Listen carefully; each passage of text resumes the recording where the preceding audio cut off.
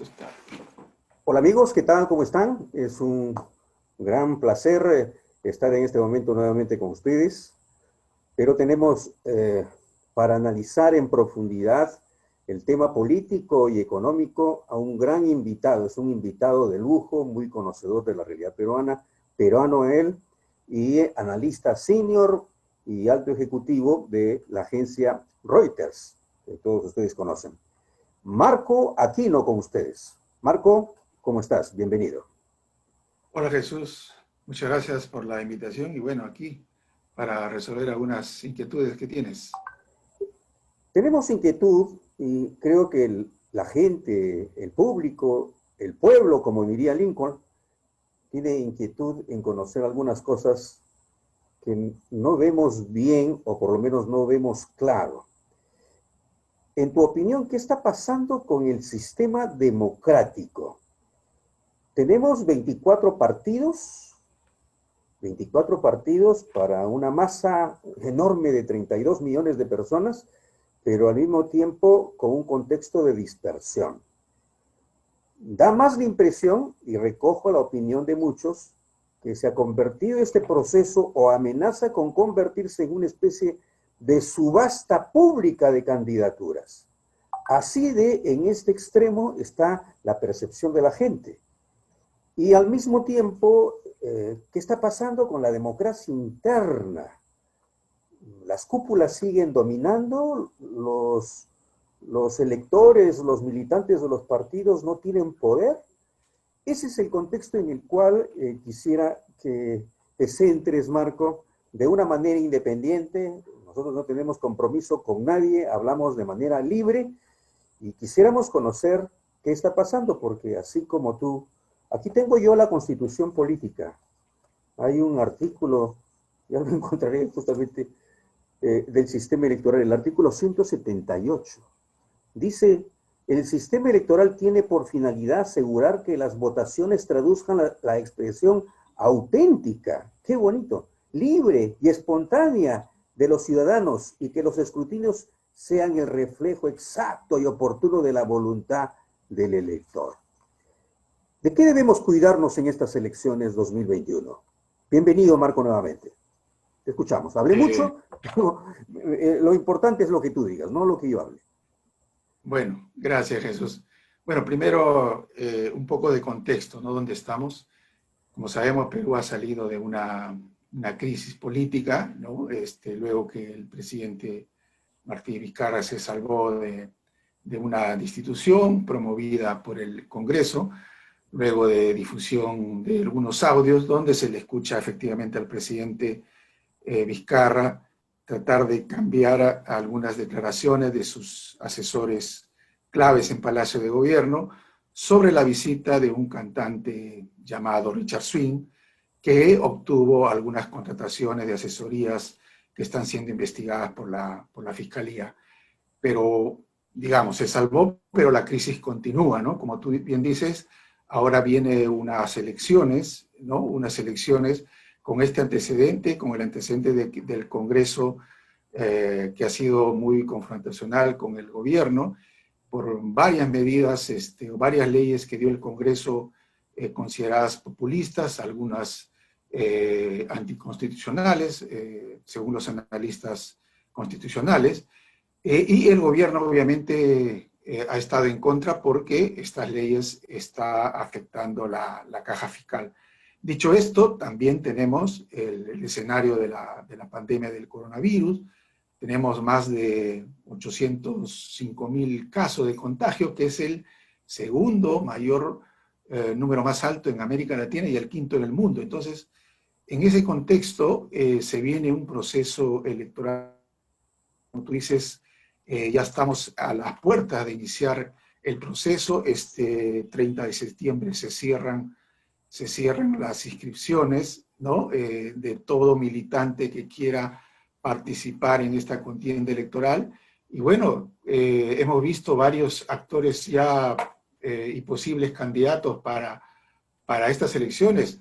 Uno de ellos ha sido el economista Hernando de Soto, ¿no? Que con el partido Avanza País ya se inscribió, ¿no? Ujú. También tenemos al empresario minero, ¿no? Benavides, que también ya se escribió. Así que todos los, digamos, posibles candidatos están moviéndose sus fichas como un partido como un mercado de pases de fútbol, tratando de ubicarse en un partido, ¿no? Marco, sí, aprecio mucho tu razonamiento, me parece correcto, pero la forma como están entrando me parece atípica, ¿no? Porque parece que ahora es Sí, más fácil hacer acuerdos internos, afiliarse, entrar, no voy a decir que entrar por los palos, pero es una forma no necesariamente democrática y ese es el problema. O sea, la pregunta es, ¿quién va a ser el inquilino de Palacio o quién va a ser el infiltrado? Porque no se sabe qué va a pasar de aquí a 7 meses hay elecciones y a 10 es toma de mando. sí, ¿Cuál es tu visión? efectivamente, los cambios a las leyes electorales, a esta reforma de la electoral ha quedado pendiente, ¿no? El Congreso no ha aprobado muchas leyes propuestas por el Congreso, incluso muchas leyes que estaban dentro del Congreso que no han caminado, ¿no? Es así, entonces ahora, como tú dices, que los partidos van a funcionar como vientre de alquiler. Cada candidato o cada partido que está inscrito, ¿no? Que son 24, para no perder la elección, la inscripción, tienen que presentarse a estas elecciones. Y para eso están buscando un candidato. Si no, si el partido no se inscribe o no, digamos, forma una alianza electoral con un candidato para presentar las elecciones, pierde la inscripción. Por eso ese movimiento de fichas y ese calificativo de vientre de alquiler, que no sabemos realmente quién va a ser el próximo inquilino y no sabemos tampoco su antecedente. Por ahí puede aparecer cualquier aventurero que podría tener una sorpresa en estas elecciones, ¿no? Ese es Entonces, el peligro, digamos, que afrontamos ahora, ¿no? entonces yo me pregunto, ¿para qué se modificó la ley de partidos o para qué se creó un nuevo sistema legal de agrupaciones partidarias? Porque como tú dices, fue precisamente para eliminar los vientres de alquiler y los vientres de alquiler se han transformado en inscripciones, inscripciones con doble sentido, ¿no?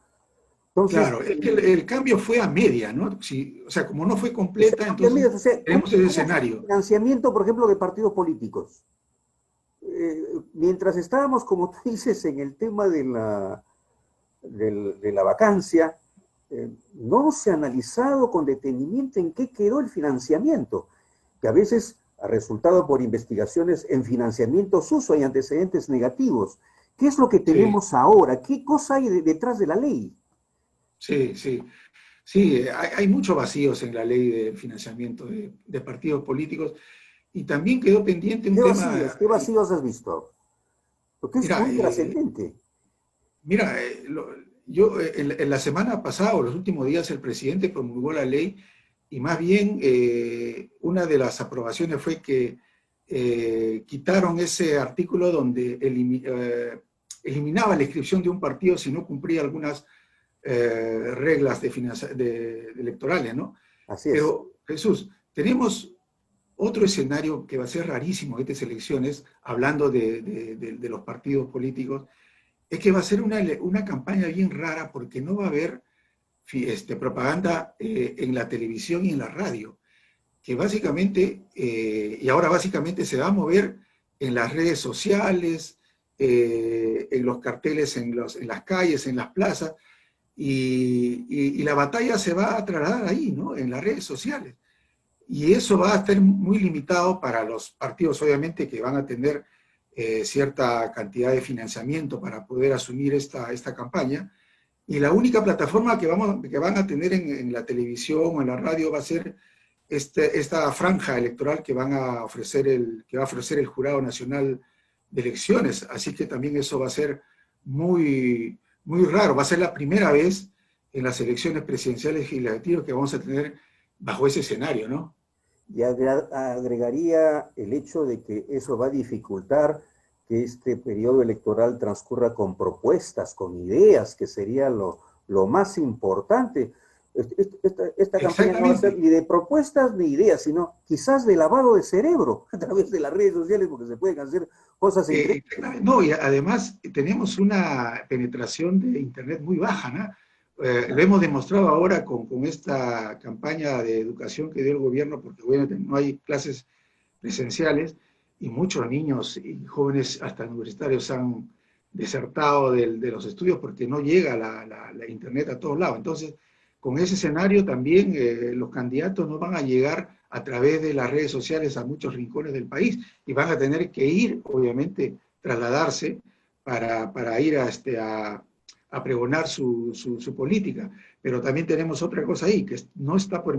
bueno, las elecciones van a ser en abril, ¿no? Pero esta campaña se va a mover estos meses y no va a haber mítines, no va a haber concentraciones masivas de gente y eso dificulta también la propaganda electoral de los candidatos, ¿no?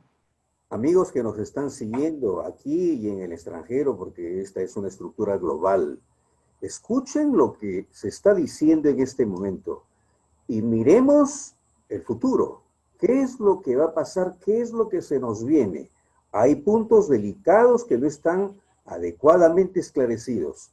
Que sea esta una clarinada de alerta o una contribución a la democracia para profundizarla. Tu fuerte marco y la estrechez del tiempo se impone en la economía.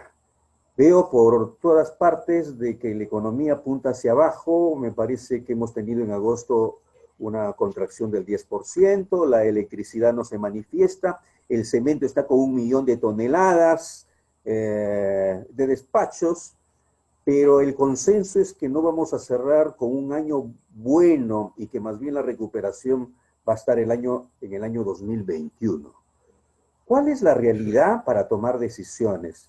Imagínate que te están viendo gente que toma decisiones en empresas, en negocios, en small business, etcétera, etcétera. Te escuchamos. Efectivamente, sin querer persuadir alguna decisión, pero sí, tenemos un escenario muy complicado en el tema económico, ¿no? Este año ya las autoridades, el gobierno y el mismo Banco Central han pronosticado que la economía va a caer a un nivel de 12,5%. Ese es un nivel, según el Banco Central, más profundo en un siglo, ¿no? Después de la guerra con Chile. ¿Y esto por qué? Porque el Perú, digamos, tuvo una larga y estricta cuarentena. Yo diría una cuarentena más estricta del mundo, ¿no? Donde casi frenó todas las actividades productivas. Entonces, ¿qué hizo el gobierno? El gobierno lanzó un paquete grande, ambicioso de estímulo económico histórico de 20% de su Producto Nacional y entre ellos anunció este gran programa de créditos para las empresas. Pero no está respondiendo bien porque, digamos, el consumo interno, ¿no? Las expectativas empresariales de la gente todavía no levantan cabeza y el gobierno, como tú dices, recién esperaría el otro año para recuperarse un 10%. Pero hoy día, por ejemplo, el Moody's, la agencia calificadora, ha cambiado su perspectiva de positivo a negativo para el sistema bancario efectivamente porque los créditos se están deteriorando o la calidad de los créditos se está deteriorando, ¿no?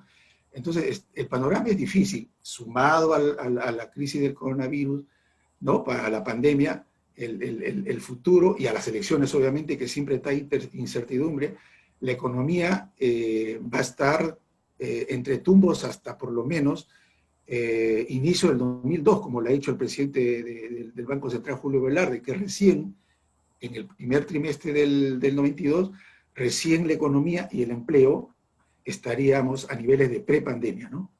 ¿Qué es lo que no estamos haciendo y debiéramos hacer con urgencia para acelerar la reactivación? Bueno, lo importante es acelerar los proyectos que están en cartera y que están detenidos. Los proyectos, me refiero a los proyectos de infraestructura. El gobierno ha anunciado un ambicioso programa de casi 100.000 millones de soles en proyectos de infraestructura, en carreteras, colegios, puentes, agua, saneamiento. Y hay un cronograma y eso tiene que ejecutarse. Sabemos que el gobierno tiene muchas dificultades para llevar a cabo estos proyectos por la, digamos, que el Estado siempre ha sido lento en estas cosas Es por eso que ahora el gobierno se está apoyando en los gobiernos, en la ayuda técnica de gobiernos de afuera para llevar este proceso. Pero otro tema puntual, yo diría, es la inversión privada, que es lo principal, el motor de la economía. Que Ahí no se tenemos, anima. exacto, no se anima porque también el gobierno tiene que dar una señal de confianza, ¿no?, a los empresarios, ¿no? La señal de confianza viene por eso, de promover y impulsar la inversión pública.